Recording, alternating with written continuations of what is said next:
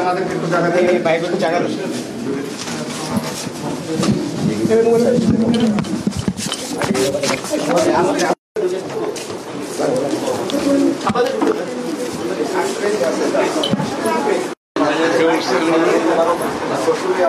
Singapore যাচ্ছ কখন? 23 তারিখ 22 তারিখ এখানে আপনার হার্ট তিনটা ভেঙে 3 দিন এইটা এখানে অপারেশন করে নাই এই অপারেশনের ক্ষেত্রে ব্রেন থেকে সিএসএফ পানি লিকেজ হয়ে ইনফেকশন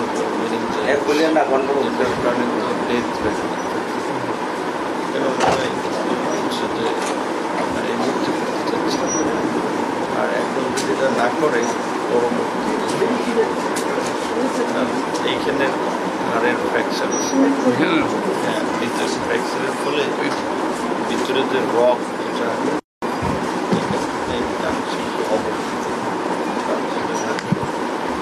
এই অপারেশনগুলো এখানেই করাটা এইখানে তো প্রশ্ন হচ্ছে আমি তো রাশেদকে বলতেছিলাম বাইরে যাই না কেন তো বলতেছি কি অসুবিধা আছে যা বড় তো পারমিশন দিচ্ছে তুমি যাওয়ার জন্য এগুলো তো এখানে ট্রিটমেন্ট করা যাবে না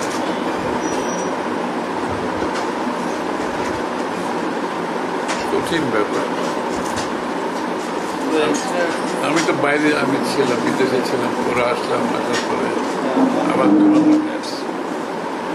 এইটা ভাই খুবই এই সময়ে আমাদের জন্য কাছে শিখছে আওয়ামী লীগের আমলে আমার এরকম না এবং ঘটনা কোনো কারণ তো আমি দেখি আমি কিন্তু কার্যালয়ের সামনে আমরা তোমাদের কার্যালয় ওখানে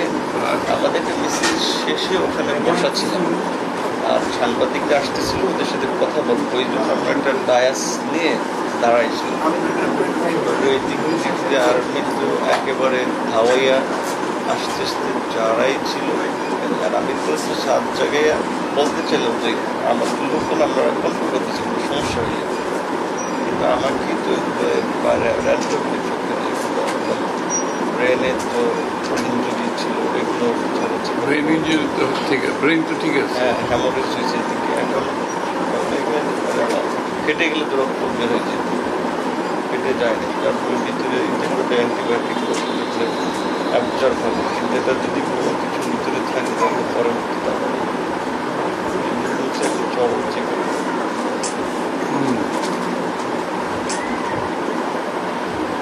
একটা বাইরে ট্রিটমেন্ট করতে হবে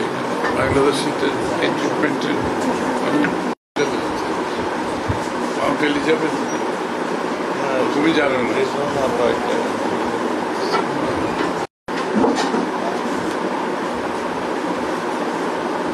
তবে 18 সালের মধ্যে যদি ইলেকশনে যদি আইন শৃঙ্খলা বা আইনে বিশেষ করে এরা যদি এলোমেলো করার জন্য বিভিন্ন এলাকায় করে অ্যাকশন শুরু করে কোন এলাকায় টার্গেট সো আমরা যখন বললাম যে তারা একটা কাউন্টার মিছিল করবে নির্বাচন আমাদের ছেলে বলছে যে আমরা ওই সাংবাদিকদের কার্যালয়ে ঘুরে আসতে আমরা একটা মিছিল করেছি